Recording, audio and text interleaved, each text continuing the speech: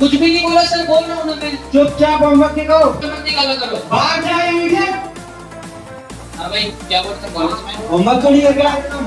तो होमवर्क भी तो नहीं करके लाए ना, चिल्ला क्यों रहा था? होमवर्क नहीं करके लाओगे तो ऐसे चिल्लाऊंगा ना। अरे तो चिल्ला क्यों रहा था? होमवर्क भी तो नहीं किया ना। जाने दो मुझे राहुल।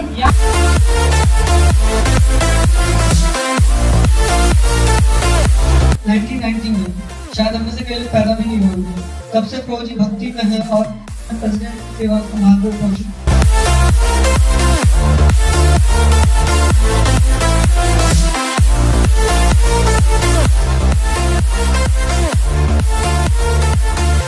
बुक के लास्ट पेज में चाबी उसमें चिपकी हुई थी गाड़ी की।